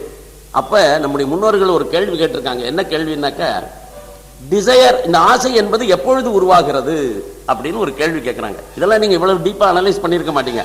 நாம டெய்லி 4 ஐஸ்கிரீம் சாப்பிடணும்னு ஆசைப்படுவோம், நல்ல காஃபி குடிக்கணும்னு ஆசைப்படுவோம், ட்ரெஸ் பண்ணிக்கணும்னு ஆசைப்படுவோம், அப்புறம் நல்ல மேக்கப் போட்டுக்கணும்னு ஆசைப்படுவோம், நல்ல சினிமாவுக்கு போகணும்னு ஆசைப்படுவோம். இப்படி எத்தனையோ ஆசைகள் நமக்கு தினம் வந்துட்டு இருக்கு. தினசரி அந்த ஆசைகளை பூர்த்தி பண்றோம். இன்னும் புது புது ஆசைகள் வந்து கொண்டு இருக்கின்றன. அந்த புது ஆசைகளை நிவர்த்தி கொண்டிருக்கிறோம். அதற்காக பணம் சம்பாதிக்கிறோம். தவறான வழிகளில் போகிறோம், இல்லை சரியான வழியில போய் பணம் சம்பாதிக்கிறோம். எப்படி வேணா இருக்கட்டும். ஆனா இந்த காமம் என்ற சொல்லுக்கு சமஸ்கிருதத்தில் ஆசைன்னு அர்த்தம். காமம் என்றால் தமிழ்ல பெண்ணாசைக்கு தான் பெயர் காமம். அதாவது தமிழ் ஒரு படி மேலேயே போய் இந்த காமத்தை என்ன சொல்கிறது என்று சொன்னால், ஆசைகளுக்குள்ளேயே ரொம்ப கெட்ட ஆசை, அல்லது பூர்த்தி பண்ண முடியாத ஆசை, அல்லது என்றைக்குமே அது தீராத ஆசை எது என்று பார்த்து பெண்ணாசை என்று சொல்லி, பெண்ணுக்கு ஆண், ஆணுக்கு பெண், இது 2 பேருக்கும் உண்டு. அப்படி இருக்கிற போது இந்த ஆசை தான் ரொம்ப ஜாஸ்தி. அதனால இது காமம் என்றாலே பெண்ணாசைன்னு சொல்லிட்டான். சமஸ்கிருதத்தில் காமம் என்றால் பெண்ணாசைன்னு சொல்லல. காமம் என்றால் டிசையர். தர்மாவிருத்த காமோஸ்மி பரதர்ஷப, பகவான் கீதையில சொல்லுகிறார். நான் யார் தெரியுமாடா? தர்மத்திற்கு விரோதமில்லாத ஆசைகள் எல்லாம் உலகத்துல எதெல்லாம் இருக்கோ அதெல்லாம் நான் தான்டா. தர்மத்துக்கு விரோதம் இல்லாம, தர்மா அவிருத்த, தர்மத்திற்கு விரோதம் இல்லாத காமோஸ்மி, அந்த ஆசைகள் எல்லாம் நான் தான். ஆகவே ஆசைப்படக்கூடாதுன்னு புத்தர் மாதிரி நம்ம சொல்ல வேண்டாம். ஆசைகள் வேண்டும். வாழ்க்கையில ஆசை இல்லைன்னா மனுஷனுக்கு என்ன மோட்டிவேஷன் என்ன இருக்கு? அப்புறம் எப்படி வாழ்க்கையில உயர்ந்து போவான்? ஆகவே டெஃபினெட்லி டிசைர் நமக்கு தேவை. அந்த டிசைர்கள் இல்லாமல் இருக்க முடியாது. ஏனென்றால் என்னுடைய பகவானுடைய சிருஷ்டியில நான் படைக்கப்பட்டிருக்கிறது எப்படின்னு கேட்டீங்கன்னா, 5 புலன்களை கொண்டு படைக்கப்பட்டிருக்கிறேன். இந்த 5 புலன்களுமே எப்படின்னா எக்ஸ்ட்ராவர்ட். இது எல்லாமே வெளிநோக்கி பார்க்கிறது. அப்படி வெளிநோக்கி பார்க்கிற பொழுது வெளியில இருக்கிற பொருள்களுடன் ஒவ்வொரு புலனும் தொடர்புக்கு வருகிறது. அப்படி தொடர்புக்கு வருகிற போது அந்த புலனின் மூலமாக வெளியில இருக்கிற ஒரு பொருளை கண்டு அதை நான் அனுபவிக்கிறேன். ஒரு அழகான இயற்கை காட்சி, சூரியோதயம், சந்திரோதயம், இங்கேருந்து கன்னியாகுமரிக்கு வரான், அங்கேருந்து பஸ் அடிச்சுட்டு எங்கேயோ வந்து நிற்கிறான். எதுக்குடா கிளம்புற இவ்வளோ அலறி அடிச்சுட்டு வரீங்கன்னு கேட்டாங்க. இங்கே சூரியோதயம் ரொம்ப நல்லா இருக்கும் நாங்க சார், சூரியோதயம் பார்க்கறதுக்காக கன்னியாகுமரிக்கு வரேங்கிறான். கன்னியாகுமரியில் சூரியோதயம் ரொம்ப சிறப்பாக இருக்குன்னு எவனும் சொல்லிவிட்டான். இப்போ இவனுக்கு வந்து டிசைருக்கு என்ன காரணம்னு கேட்டிங்கன்னா, he had the knowledge. அதனுடைய அறிவு இல்லாமல், இன்ஃபர்மேஷன் இல்லாமல் ஒன்றின் மீது ஆசைப்பட முடியாது. நீங்கள் உங்களுக்கு இன்ஃபர்மேஷனே இல்லாமல், உங்களுக்கு எந்த ஒரு பொருளை பற்றிய நாலேஜே கிடையாதுன்னு வச்சுப்போம், அறிவே கிடையாது அதை பற்றி எனக்கு எதுவுமே, அப்படிப்பட்ட பொருளுக்கு யாராவது ஆசைப்பட முடியுமா உலகத்தில்? நிச்சயமா ஆசைப்பட முடியாது. நான் சொர்க்கத்தை விரும்புகிறேன், அப்படி சொர்க்கத்தை விரும்பி ஆசைப்படுறவனுக்கு கூட சொர்க்கத்தை பற்றி என்னுடைய புராணம் சொல்லி இருக்கு, சொர்க்கத்தை பற்றி என்னுடைய முன்னோர்கள் சொல்லி இருக்கிறார்கள், சொர்க்கத்துக்கு போனா இப்படி எல்லாம் இருக்கான்னு சொல்லி. அதனால தான் நம்ம ஊர்ல இருக்கிற முஸ்லீம்களுக்கு அந்த சொர்க்கத்துல அதெல்லாம் காத்துட்டு இருக்குன்னு சொல்லி அவனை தப்பெல்லாம் பண்ண சொல்றான். அவனுக்கு ஏகப்பட்ட சொர்க்கத்துல என்னெல்லாம் காத்துட்டு இருக்குன்னு ஒரு பெரிய லிஸ்டே கொடுத்துருக்கான் அவன். நீ அங்க போனேன்னா இதை அனுபவிக்கலாம், அங்க போனேன்னா அதை அனுபவிக்கலாம். ஆகவே அவனுக்கு ஒரு டிசைர், அந்த சொர்க்கத்துக்கு போறோம், அங்க அனுபவிக்க போறோம். அதுக்கு என்னடா பண்ணணும்னா 4 ஹிந்துவை விட்டு 2 கோவிலை இடி, இதை பண்ண அதை பண்ண இது பண்ண, அங்க போய் சேர்ந்துருவேன், எல்லாரையும் முஸ்லீமாக்கு ரொம்ப நல்லதா படும், ரொம்ப நல்லது, இதான் செய்ய வேண்டியதுன்னு சொல்லி. அப்படி நம்ம தர்மம் அப்படி சொல்லல. ஆனா ஒரு விஷயம் சொல்லிருக்கு இங்கேயும், நீ நல்ல புண்ணியங்களை செய்து கொண்டே இருந்தா என்று சொன்னால் சொர்க்கத்திற்கு போவாய். அப்படி சொர்க்கத்திற்கு போனால் அங்க என்னென்ன வசதிகள் உனக்கு கிடைக்கும், இந்த வர்ணனை இருக்கு. அதே போல நரகம் ஏன் எனக்கு பிடிக்க கூடாது, நரகத்தை பற்றிய வர்ணனையே என்னுடைய புராணங்கள்ல இதிகாசங்கள்ல இருக்கு. அதனால நரகம் என்றாலே எனக்கு அலர்ஜி, ஆனால் சொர்க்கம் என்றால் எனக்கு ஒரு கியூரியாசிட்டி, அங்க போகணும்னு ஒரு ஆசை. இது ரெண்டும் ஏற்படுகிறது. காரணம், ஐ ஹேவ் தி நாலேஜ். இந்த நாலேஜ் எப்படிப்பட்டது? பர்சனல் நாலேஜ் இல்ல, it is a bookish knowledge, it is a traditional knowledge. அவ்வளவுதான். எனக்கு ஒண்ணுமே தெரியாது, ஆனா ஏதோ முன்னோர்கள் சொல்லியிருக்காங்க, புத்தகங்கள்ல இருக்கு, அதெல்லாம் படிச்சவங்களும் சொல்லிருக்காங்க, நானும் படிச்சிருக்கேன். நான் படிக்காட்டா கூட அடுத்த வீட்டுக்காரன் படிச்சுட்டு எங்கிட்ட பேசும்போது இதெல்லாம் சொல்லியிருக்கான், அல்லது பெரியவர்கள் யாரோ சொல்லி இருக்கிறார்கள். இதெல்லாம் வைத்துக் கொண்டுதான் ஒரு விஷயத்தில் நமக்கு பற்றுதலோ அல்லது பற்றுதல் இல்லாத தன்மையோ வரும். அதனால ஃபர்ஸ்ட் என்ன தெரியணும்னா, ஒரு பொருளிடத்தில் ஆசை வர வேண்டும் என்று சொன்னால் அந்த ஆசைக்கு அதை பற்றி அறிவு இருக்க வேண்டும். அறிவில்லாமல் ஆசை வராது.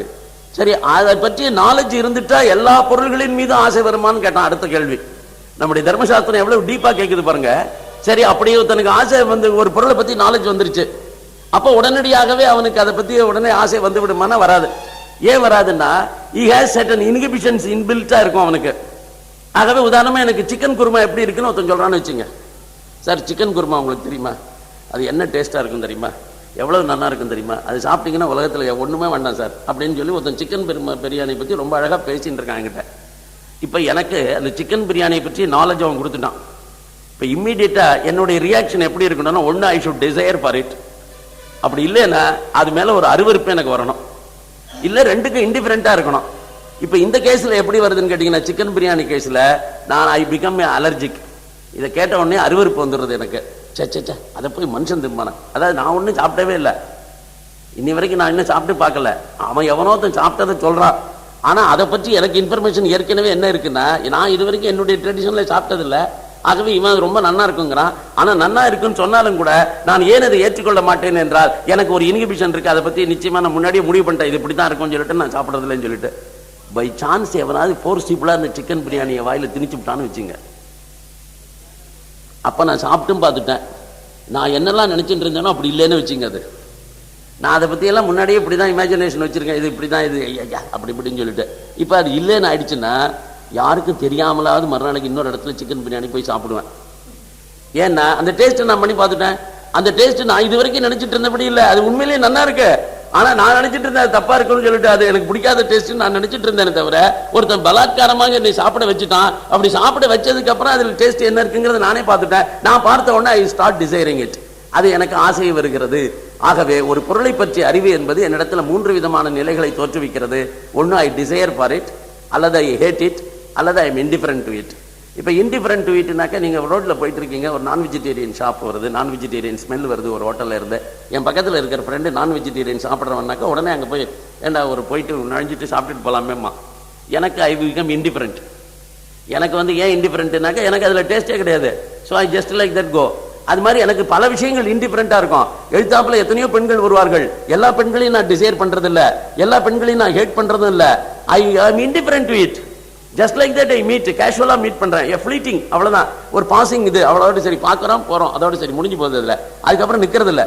ஆனா ஒரு பர்டிகுலர் பெண்ணை பார்க்கிற போது that desire is fixed. என்ன desire is fixedனா, இன்னொரு தரம் பார்க்கணும்னு தோணுது. இன்னொரு தரம் பார்க்கணும்னு தோணுன உடனே அது எப்படியாவது அந்த சான்ஸ் கிடைக்காதான்னு சொல்லிட்டு அதற்கான முயற்சிகளில் ஈடுபடுகிறான். அப்படி அந்த சான்ஸ் கிடைச்ச உடனே திரும்ப சந்திக்கிறான், திரும்ப சந்திக்கிறதுக்கு பார்க்கறான். பார்த்த உடனே இதை அடைய வேண்டும் என்கின்ற விருப்பம் எப்பொழுது வருகிறது என்று சொன்ன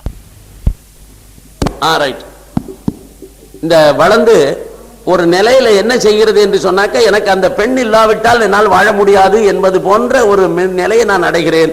ஆகவே ஸ்டார்ட் லாங்கிங் ஃபார் இட். அந்த லாங்கிங் என்பதுதான் இந்த மோகம் என்பதாக ஒன்று சொல்கிறார்கள் அல்லவா, அந்த மோகம் என்பதாக ஒன்று வருது. அந்த மோகத்தில் அடைஞ்சிட்டேன்னாக்க அதுல விழுந்துடுறேன். அதை அடைய முடியாத தடைக்கற்கள் ஏதாவது வந்துச்சுன்னா குரோதம் வருகிறது. அதனால இதுல இருந்து என்ன இதுனா, இந்த காமத்திலிருந்து சமூகம் ஏற்படுகிறது.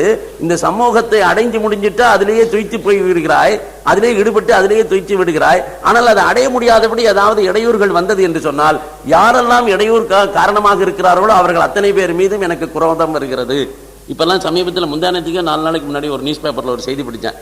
யாரோ ஒரு பையன், ஒரு டீனேஜர் பாய், ஒரு 11th standard bye, he started loving a 8th standard girl. நல்லா கவனிச்சிங்க.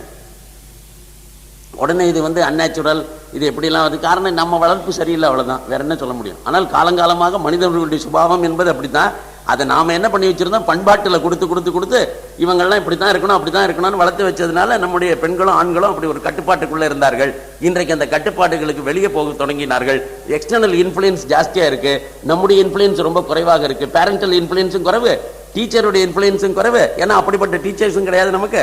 அதனால டீச்சரே தப்பு பண்றவனா இருக்கான். அதனால அப்படிப்பட்ட டீச்சர், அப்படிப்பட்ட பேரண்டே இல்லாத ஒரு சூழ்நிலையில சமுதாயத்துல நல்ல நூல்கள் கிடைக்கல, இப்படி எத்தனையோ பிரச்சனைகள் இருக்கிறதுனால இந்த எக்ஸ்பீரியன்ஸ். அதுல அவன் என்ன செஞ்சிருக்கான், ஒரு குறிப்பிட்ட ஸ்டேஜில் இந்த பொண்ணை கல்யாணம் பண்ணிக்கணும்னு பலவந்தப்படுத்திருக்கான். அப்படி பலவந்தப்படுத்தி மாட்டேன்னு ஒன்னு சொல்லிட்டான், நான் உன்னை கொன்னுவிட்டு நானும் தற்கொலை பண்ணிக்க போறேங்கிறான். இந்த குரோதம் என்பது எப்படியெல்லாம் வரும்னா, அதுக்கு தடையாக இருக்கிற இன்னொருத்தனை மட்டும் கொள்றது இல்லை. இந்த பெண்ணே வேண்டாங்கிற, இந்த பெண்ணை அடையணும்னு அவன் துடிக்கிறான். அந்த பெண்ணுக்கு அந்த ஆசையே கிடையாது, அந்த பெண்ணுக்கு அந்த டிசைரே கிடையாது. அவ she is indifferent to it. அவ ஒண்ணுமே அதை பத்தி கவலைப்படல. ஆனா இவன் என்ன நினைக்கிறான்னாக்க, அவளை எப்படியாவது தீர்த்து கட்டிடணும், தனக்கு கிடைக்காது, உலகத்துல யாருக்கும் கிடைக்க கூடாது, அவளும் உயிரோடு இருக்கக்கூடாது.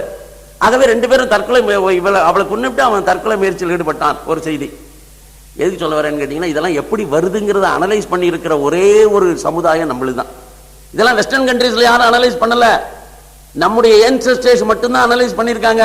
அப்படியெல்லாம் அனலைஸ் பண்ணதுனால தான் இந்த காதல் கத்திரிக்காயெல்லாம் கூடாதுங்கிற முடிவுக்கே அவர்கள் அதெல்லாம் அபத்தமான விஷயங்கள் என்கின்ற விஷயத்தை நமக்கு சொல்லி கொடுத்துட்டு போயிருக்கிறார்கள். அப்ப அரேஞ்ச்டு மேரேஜில் மட்டும்னாக்க, அரேஞ்ச்டு மேரேஜில் for the sake of love I don't marry. நான் காதலிக்கிறதுக்காக ஒரு பொண்ணை கல்யாணம் பண்ணிக்கலைங்க, நான் கல்யாணம் பண்ணிக்கிறதுங்கிறது சோசியல் ஆப்ளிகேஷன். ஒரு பிரம்மச்சாரி கட்ட பிரம்மச்சாரியா இருக்கக்கூடாது, அவன் கல்யாணம் பண்ணிக்கணும். ஏன்னா கல்யாணம் பண்ணிக்க வேண்டியது சமுதாயத்திற்கு அவன் செய்ய வேண்டிய ஒரு கடமை. ஏன் சமுதாயத்தில் ஒரு பெண் திருமணமாகாமல் இருக்கக்கூடாது. ஆகவே பெண் எப்ப திருமணமாகாமல் இருப்பாள், எப்பொழுது என்றால் ஆடவர்கள் திருமணம் செய்து கொள்வதற்கு முன் வரவில்லை என்று சொன்னால் ஒரு பெண் திருமணமாகாமல் இருப்பாள். அது ஒரு தப்பு. அதனால பெண்ணை திருமணம் செய்து கொள்வது என்பதே ஒரு சோசியல் ஆப்ளிகேஷன். அது மட்டுமல்ல, ஃபேமிலி ட்ரெடிஷன் வளரணும், என்னுடைய சந்ததி வளரணும், அது அடுத்த நோக்கம். அதை விட இந்த கிரகஸ்தாசிரமத்தில் இருந்து கொண்டு பஞ்சமகா யஜ்யங்களை எல்லாம் நான் செய்தால்தான் என்னுடைய ஆன்மீக முன்னேற்றத்திற்கு அது துணை நிற்கும். ஆகவே இந்த பஞ்சமகா யஜ்யங்கள் எப்ப செய்ய முடியும்னா, நான் கிரகஸ்தாசிரமத்துக்குள்ள புகுந்தாதான் செய்ய முடியும். அந்த கிரகஸ்தாசிரமம் என்பது அவ்வளவு ஃபர்ஸ்ட் என்ட்ரன் பாயிண்டே மேரேஜ் தான். அந்த என்ட்ரி பாயிண்ட் மேரேஜா இருக்கிறதுனால marriage is a must for both women and men. அதனால கல்யாணம் பண்ணிக்கிறோம். குடும்பத்துக்காக தான் கல்யாணம், சமுதாயத்துக்காக தான் கல்யாணம், எனக்காக இல்ல. அந்த கல்யாணத்துல பகவான் சொன்னானே, தர்மா விருத்த காமோஸ்மி பரதர்ஷபன்னு, naturally there is a biological instinct in you. உனக்கு ஒரு பயாலஜிக்கல் அர்ஜி இருக்கு, ஒரு பெண்ணோடு கூட வேண்டும் என்கின்ற அர்ஜி ஒரு ஆணுக்கு இருக்கிறது, ஒரு ஆணை அனுபவிக்க வேண்டும் என்கின்ற அர்ஜி ஒரு பெண்ணுக்கு இருக்கிறது. இதற்கு நம்முடைய சமுதாயம் ஒரு அழகான அரேஞ்ச்மெண்ட்டை பண்ணி கொடுத்து, இது தர்மத்திற்கு விரோதம் இல்லாத காமம், இதை நீ அனுபவிக்கலாம், இதை நீ அனுபவிக்கலாம், இது தப்பு இல்லை. இது ஏனென்றால் எங்களுடைய வித்தின் த லிமிட்ஸ் எல்லாம் வருது. அதனால இது தர்மத்திற்கு விரோதம் இல்லாத காமம், இதை அனுபவிக்கலாம் என்று. அப்படி எதெல்லாம் முன்னிக்கோ அதெல்லாம் அனுபவிக்கலாம் நம்ம சாஸ்திரமே சொல்லிடுச்சு. நீ இதை பண்ணலாம், அதை பண்ணலாம், இதை பார்க்கலாம், இதை கேட்கலாம். நல்ல மியூசிக் கேட்கிறோம், இம்பாக்ட் எப்படி இருக்குன்னு பாருங்க. ஒரு நியூடி பிக்சர், எம்.எஃப். ஹுசைனுடைய பிக்சரை பார்க்குறீங்கன்னு வச்சுங்க, what you will get? You will get only எரிச்சல் வரும், இல்லைனாக்கா அதில் நியூடாக இருக்கிறதுல ஒரு இது வரும், அவ்வளோதான். பட் உங்களுக்கு அதே நேரத்தில் ஒரு சூரியோதயம் பார்க்குறீங்க, ஒரு அழகான பெயிண்டிங் பார்க்குறீங்க, ரவிவர்மா பெயிண்டிங் பார்க்குறீங்க, அதெல்லாம் பார்க்கிற போது உங்களுக்கு கண்ணுக்கு இன்பம் கிடைக்கிறது மட்டுமல்ல, அந்த கண்ணுக்கு இன்பம் கிடைக்கிறதுங்கிறது இந்த புலனால கிடைக்கிறது. அதே நேரத்தில் your mind is elevated. M S. சுப்புலட்சுமியினுடைய மியூசிக் வீட்டில் கேசட் போட்டு நீங்க கேட்குறீங்க, அல்லது அந்த அம்மாவுடைய கச்சேரி உயிரோடு இருந்த காலத்திலே நீங்க கேட்குறீங்கன்னு வச்சுங்க, உங்களுடைய காதுகளுக்கு இன்பம் இந்த மியூசிக்கு. அதே உஷா ஊத்துப்பா, அவ பேர் என்ன, உஷா ஊத்துப்பா ஊத்தி இருக்காள, அவளும் டப்பு டப்புன்னு ஆடுறான்னு வச்சுங்க, அவளும் பாடுறா, அவளும் பாட்டு தான், இதுவும் பாட்டு தான், ரெண்டும் மியூசிக் தான், ரெண்டுக்கும் வித்தியாசமே கிடையாது மியூசிக்கை பொறுத்த வரைக்கும். பட் ஆனா அந்த மியூசிக் என்ன எலிவேட் பண்ணுது, என்ன காடு கிட்ட கடவுள்கிட்ட கொண்டு போய் சேர்த்துருது.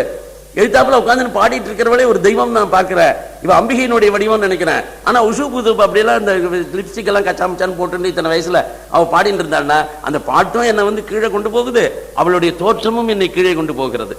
ஆகவே இந்த ரெண்டுமே எனக்கு எந்த விதத்திலும் பிரயோஜனம் இல்லை. அப்ப எது அலௌடு? தர்மாவிருத்த காமோஸ்மி பரதேஷப என்று சொன்னால் எப்படிப்பட்டதை நீ தூக்க வேண்டும் என்றால் மியூசிக்கும் காது இருக்கு, அதனால மியூசிக் என்ஜாய் பண்றது ரைட், ஒரு நல்ல லெக்சர் என்ஜாய் பண்றது ரைட், ஒரு நல்ல வார்த்தைகளை கேட்பது ரைட். காதுக்காக கிடைக்கக்கூடிய இன்பம் எதுவா இருந்தாலும் அது ஒன்னு எலிவேட் பண்ணணும்னா அதெல்லாம் கேளு, அதெல்லாம் பாரு.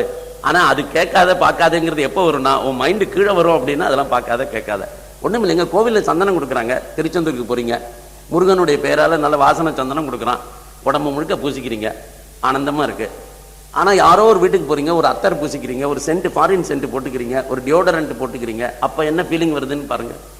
இந்த சந்தன ஸ்மெல்லுக்கும் அந்த ஸ்மெல்லுக்கு ரெண்டுமே என்னுடைய முகத்துக்கு என்னுடைய நாசிகளுக்கு தான் இன்பம். ஆனால் இந்த நாசிகளுக்கு இன்பம் இங்கு வருகிற போது ஒரு அகர்பத்தி மணக்கிறது இந்த இடத்துல. இந்த அகர்பத்தியினுடைய மனம் எனக்கு ஒரு பெரிய நல்ல மகிழ்ச்சியை கொடுக்கிறது. ஆனால் அகர்பத்தின உடனே எனக்கு அடுத்தாப்புல வரக்கூடிய தாட்ஸ் எல்லாம் என்ன? கடவுள், பிரேயர், ஒரு டெம்பிளா இருக்கணும், இல்ல ஒரு பூஜா மண்டபமா இருக்கும், பஜனை ஹாலா இருக்கும், அப்படிங்கறதெல்லாம் வருது. உடனே அந்த சூழ்நிலை அதுல போகுது. ஆனா இதே சென்ட் போட்டுட்டு ஒரு பெண் வர, அவளை நம்ம வர்றேன், அந்த இன்பமும் எனக்கு இன்பம் தான் கொடுக்குது. ஆனா அதே நேரத்தில் என்னுடைய தாட்டெல்லாம் எங்க போகுதுன்னா அந்த பெண்ணை எப்படி அடையணும், அவ யாரு, எங்க இருக்கா, அந்த மாதிரி லோயர் தாட்ஸ் எல்லாம் என்னுடைய மனசுல கொஞ்சம் கொஞ்சமாக என்டர் ஆகிறது. இப்படி ஒவ்வொன்றையும் நீங்க பாத்தீங்கன்னா இந்த ஐம்புலன்களுமே எக்ஸ்ட்ராவர்ட்டாக பகவான் படைச்சிருக்கிறதே இந்த உலகத்தை தூய்ப்பதற்காகத்தான். ஆகவே உலகத்திலிருந்து சன்னியாசியா போறதுக்காக இல்லை. ஏன்னா நம்ம ஆசிரமத்தில் கிரகஸ்தாசிரமத்துக்கு மட்டும்தான் நம்ம தர்மசாஸ்திரம் இடம் கொடுத்துருக்கு. சன்னியாசம் is the last phase of the life. ஆகவே நமக்கு கிடையாது அது. அப்படி இருக்கிற போது இதுல என்ன டெக்னிக் தெரிஞ்சாக்க நீங்க லிமிட்ல இருப்பீங்க அப்படிங்கறதா இப்ப யயாதிக்கு புரிஞ்சது 1000 வருஷம் கழிச்சு. அது என்ன லிமிட்னு கேட்டீங்கன்னாக்க, இந்த டிசையர் என்பது இந்த ஃபுல்ஃபில் பண்ணுகிற போது என்ன நடக்கிறதுன்னு அனாலிசிஸ் ஆஃப் ஹாப்பினஸ், ஆனந்தத்தினுடைய ஒரு ஆய்வு அப்படின்னு நம்ம முன்னோர்கள் ஒன்று நடத்திருக்காங்க. அது என்னன்னு கேட்டாக்க, எனக்கு இப்ப காஃபி குடிக்கணும்னு ஆசை வருது. கரெக்டாக காலம்பரம் எழுந்தோடனே 6:30 மணிக்கெல்லாம் எனக்கு காஃபி இருக்கணும். அது மாதிரி நான் ஐ ஹேபிச்சுவேட்டட் டு இட் அப்படின்னு வச்சுங்க. அதுவும் நல்ல coffee, decoction coffee, filter coffee, Thanjavur coffee, degree coffee, என்ன வேணாலும் சொல்லுங்க அதுக்கு பேர். அப்பேற்பட்ட ஒரு நல்ல காஃபி, இல்லை ரொம்ப சிம்பிளா ஒரு லாங்குவேஜ் சொல்லணும்னு சரவணபவன் காஃபின்னு வச்சுங்க. சரவணபவனில் ஒரு கப் காஃபி சாப்பிடணும், அந்த காஃபி டேஸ்ட்ல இருந்தால் எதையாவது சாப்பிடலாம், அந்த மாதிரி இருந்தால் தான். இல்லைன்னா காஃபி எனக்கு பிடிக்காதுன்னு வச்சுப்போம். அந்த காஃபியை சாப்பிடணும்னு ஒரு அர்ஜி இருக்கு பாருங்க என் மனசுல. அந்த அர்ஜி, அந்த காஃபி என் டேபிளுக்கு வந்து நான் அதை சிப் பண்ணுகிற போது it disappears for a fraction of a second. என்ன நடக்கிறது? ஆனந்தங்கிற காஃபியோட ஆனந்தத்தை கொடுக்கிறது. காஃபி ஆனந்தத்தை கொடுக்கிறதுனா ஊர்ல இருக்கிற எல்லாருக்கும் ஆனந்தத்தை கொடுக்கணும். If it is the natural, அதனுடைய இயல்பான தன்மைன்னு வச்சுங்க. தர்மம் என்றால் என்ன? இயல்பான தன்மை ஒன்று. நெருப்புக்கு இயல்பான தன்மை சுடுவது, நெருப்புக்கு இயல்பான தன்மை ஒளி கூட்டுவது. ஆகவே எங்க இருந்தாலும் அது ஒளி தரும், எங்க இருந்தாலும் சுடும், எந்த அளவுல இருந்தாலும் சுடும், எந்த அளவுல இருந்தாலும் அது ஒளி தரும். ஆனா அது அதனுடைய தர்மம். ஆனால் இந்த காஃபிக்கு தர்மம் ஹாப்பினஸ் கொடுக்கிறது இல்ல, ஐஸ்கிரீமுக்கு தர்மம் ஹாப்பினஸ் கொடுக்கிறது இல்ல. ஆனா என்ஜாய் ஐஸ்கிரீம். நீ ஐஸ்கிரீம் சாப்பிடாதுன்னு சொல்ல முடியுமா கிட்ட வந்து? நீ காஃபியை குடிக்காதுன்னு சொல்ல முடியுமா? இல்ல. ஆனா நான் என்ன டெக்னிக் சொல்லி தரணும்னா, இந்த காஃபி கொடுக்கிற போது உண்மையிலேயே இந்த காஃபி உனக்கு சந்தோஷத்தை கொடுக்கலடா, கொஞ்சம் யோசிச்சு பாரு இங்க என்ன நடக்குதுன்னு. உன் மனசு காஃபி காஃபி காஃபி காஃபின்னு அடிச்சிட்டு இருக்குது. இப்ப டக்குன்னு அந்த காஃபி உனக்கு அந்த டயத்துல கொஞ்சம் லேட் ஆகி கிடைச்சா இன்னும் ஆனந்தம். அந்த டயத்துக்கு கிடைக்காம அது இன்னொரு 1/2 hour டிலே ஆச்சு, அல்லது ரொம்ப கஷ்டப்பட்டு ஒரு பஸ்ல போயிட்டு இருக்கீங்க, அந்த டைம் வந்துருச்சு, பஸ் எப்படா போய் நிற்கும், எப்படா போய் சரவணபவன் ஹோட்டல் கிட்ட வரும், எங்க நியரஸ்ட் பாயிண்ட் எங்க இருக்கு, போய் சாப்பிடணும், முடிவு டேபிள் சர்வர் கொண்டு வைக்கிற வரைக்கும் உங்களுக்கு டென்ஷன் தான். அந்த கொண்டு வச்சதுக்கு அப்புறம் பாருங்க, ஃபிராக்ஷன் ஆஃப் செகண்ட் என்ன நடக்கிறதுனா, உங்களுடைய மனசுல இருக்கிற all disturbances for a moment, fraction of second எல்லாம் போயிடுறது. You enjoy it. அப்படி என்ஜாய் பண்ணுகிற போது there is no thought condition. ஆக்சுவலா ஆனந்தம் என்பது என்ன என்றால் எண்ணமற்ற நிலைக்கு பேர் தான் ஆனந்தம். இந்த எண்ணமற்ற நிலை ஒரு பெண்ணோடு கூடுகிற போது கிடைக்கும், ஒரு நல்ல அகர்பத்தியை நுகர்கிற போது கிடைக்கும். இது எந்த விதத்தில் வேணா கிடைக்கலாம். ஆனால் அந்த எண்ணமற்ற நிலை, I don't have any other thoughts, I am totally enjoying. அந்த என்ஜாய்மெண்ட்ங்கிற அந்த ஒன்றை தவிர வேற உலகத்தில் ஒண்ணுமே கிடையாது. அது எத்தனை நிமிஷத்துக்கு நீடிக்குது? ஃபியூ ஃபிராக்ஷன் ஆஃப் செகண்ட் அல்லது ஃபியூ செகண்ட்ஸுக்கு தான் இருக்குது. அதுக்கப்புறம் என்ன ஆகுது? காஃபி குடிச்சு முடிச்சோன்னா பல ஒரிஸ் எல்லாம் வந்துருது. இப்ப நம்ம கேஸ் எப்படின்னு கேட்டீங்கன்னா, இந்த காஃபியை கூட நம்மளால ஒழுங்கா என்ஜாய் பண்ணி குடிச்சதே கிடையாது. எனக்கு தெரிஞ்சு ஒழுங்கா காஃபி குடிச்சானா ஒரு கப் காஃபிக்கு மேல ஒத்தனை கேட்க மாட்டான். ஏன் நம்மளாம் குடிக்கிறது இல்லைன்னு கேட்டாக்க, நம்ம காலம்பரம் இந்த காஃபிக்கு